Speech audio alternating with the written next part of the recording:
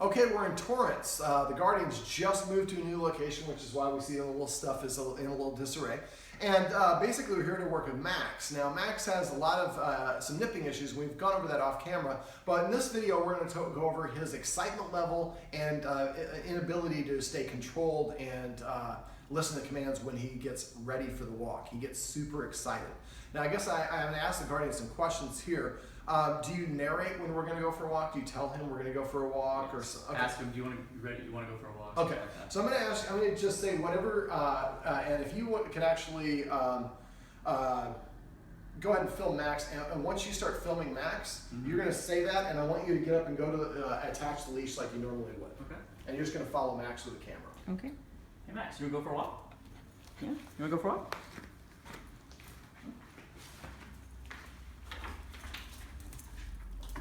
Okay, all right, so that's all I need to do. So go ahead and put it, and don't ignore him, just put that back down.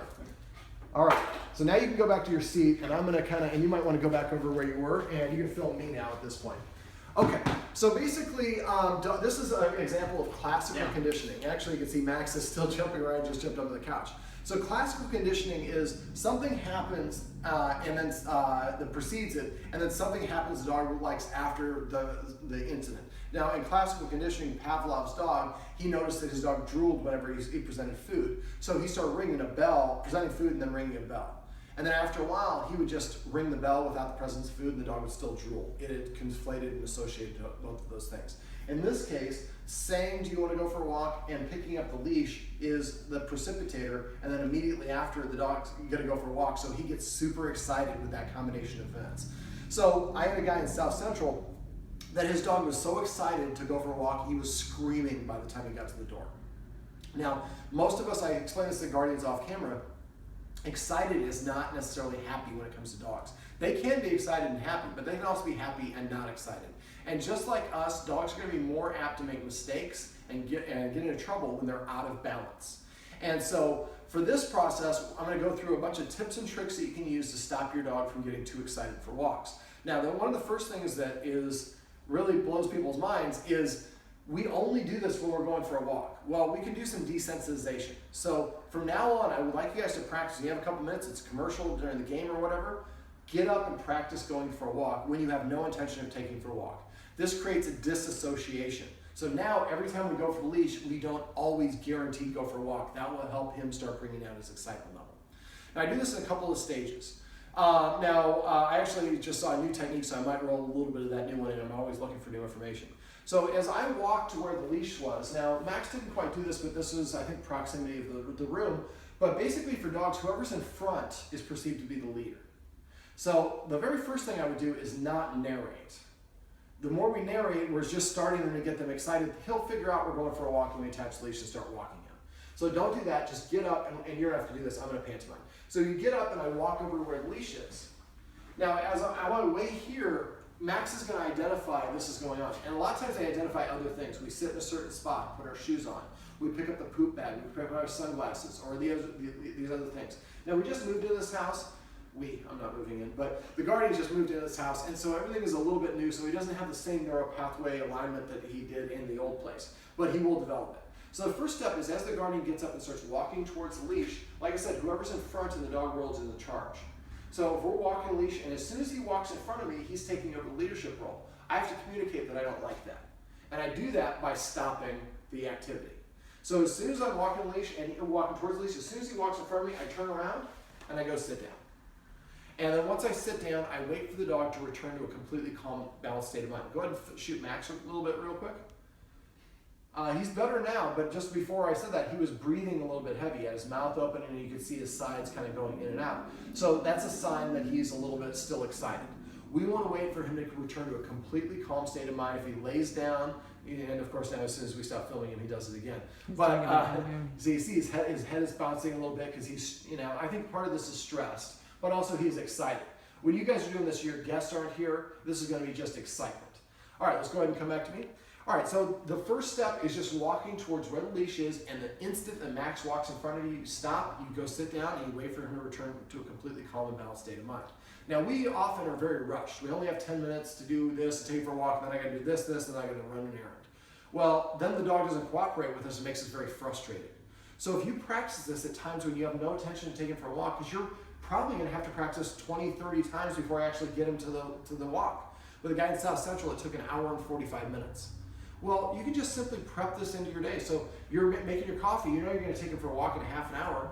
Well, then you start the process, then you start walking over, he recognizes, as soon as he goes in front, you turn around, and you go start making your coffee, doing your other ritual. So just by simply doing it early or doing it times when you're not planning on taking for a walk, we help disassociate and help him be less excited. Now, once I actually get to where the leash is, what I would do is tell him to sit, and as soon as he sits, pick up the leash. This is the new part. Normally, I would just reach for the leash, and as soon as the dog gets up, I would walk away and go sit down. Now, you can do either one. So we'll go with the new one. So we come over here, and I pick up the leash, and I tell him to sit.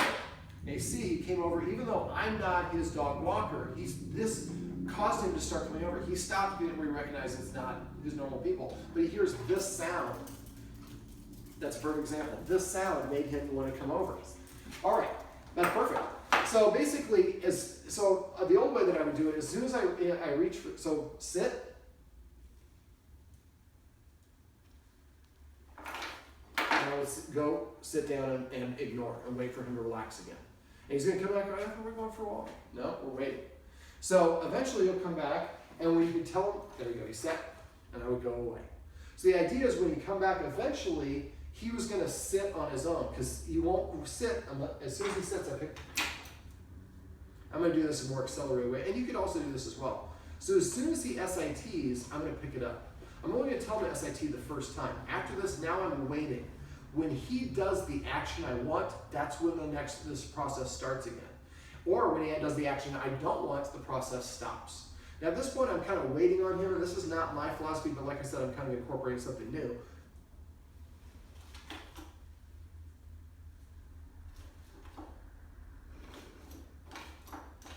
Now the sound is a trigger for him, so I'm just recreating the sound without picking it up, and now we've achieved him staying seated.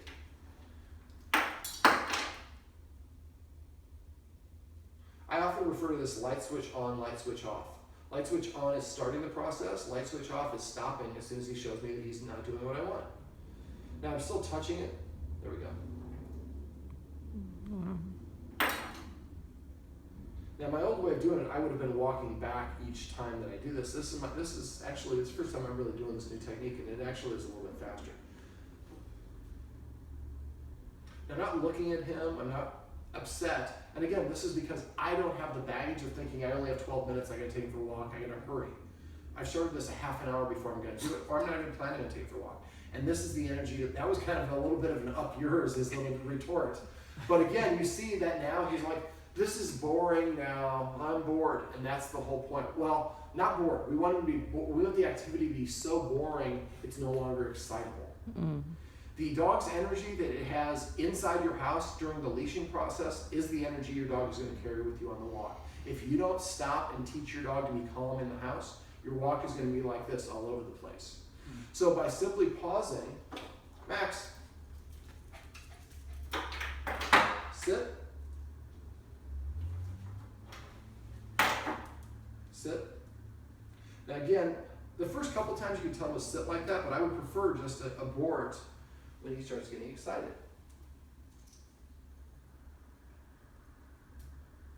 It's hard to see under your chin, buddy. So there we go. Sit. So you saw before, he was pogoing and bouncing around, and you see now, he's very calm. Now, I don't have the baggage that his guardians... Sit. I don't have the baggage that his guardians have, because they've gotten him keyed up and a lot of other issues. I kind of come in with a blank slate. But this energy is going to produce a much more relaxed and enjoyable walk for the dog and for the human. Max, you did a very good job, buddy. I'm going to give you a little bit of a treat because you made me look good on camera. Sit. Now, when he gets leashed up, you could actually come up with a command word. You could say leash or preparation or H. I'm just kidding. But you can come up with a word that would mean getting ready to go for a walk, jaunt, journey, adventure, whatever. Again, come up with a fun command word. And then you say adventure, he comes over and sits down and he's calm and he understands that as soon as I get excited, the humans lose interest. As soon as I'm calm and balanced and doing what they've taught me to do, then we're going for a walk. These are some tips and tricks you can use to keep your dog calm and behave on a walk.